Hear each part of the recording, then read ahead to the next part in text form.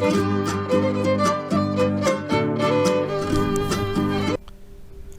friends, welcome back to our new video. In this video I am going to show you how to download and install Cursor code editor in our Ubuntu desktop. So first of all we have to go to our Cursor web page, the link, the cursor.com, and that link has been pasted in our description. You can find it from there.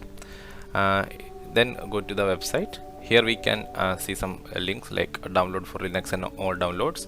I am directly accessing the website from Linux. That way I am getting the direct download link for Linux. Also, if you are using Windows or Mac, or for yours, your setup file, you can find it from the all downloads link. For now I am going with the download for Linux right now, and it's the downloading is started. Wait for a few seconds. The download is completed now.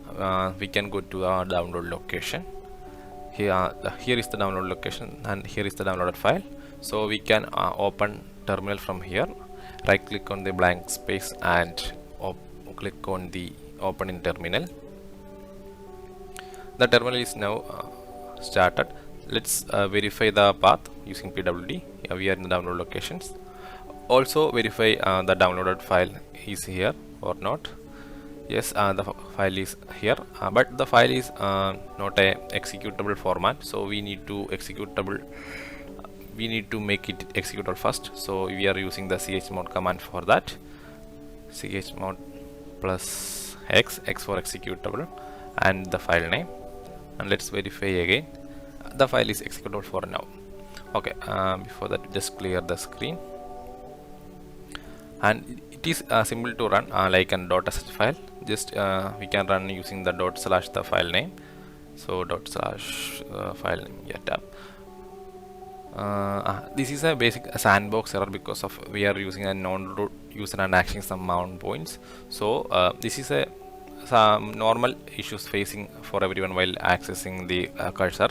So we can easily rid of this by using some parameter in the execution command. Let's try that.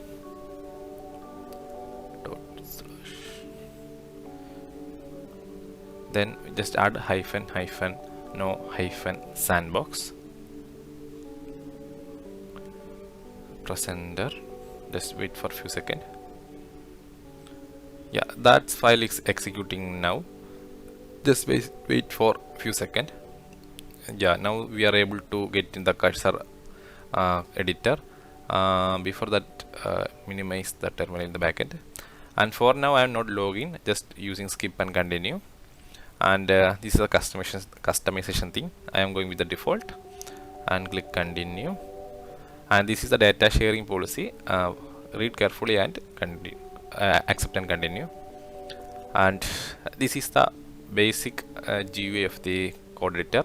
And in the right side there is the chat options that we can attach with the OpenAI. And but for that you have to log in before that, and then just creating sampling test file. And there is other options like this is the terminal, and other options from we can get it from here. This is exactly look like our VS code, so you don't need to make any extra effort to get into the cursor. That's it for today's video. Let's like and share and subscribe our video.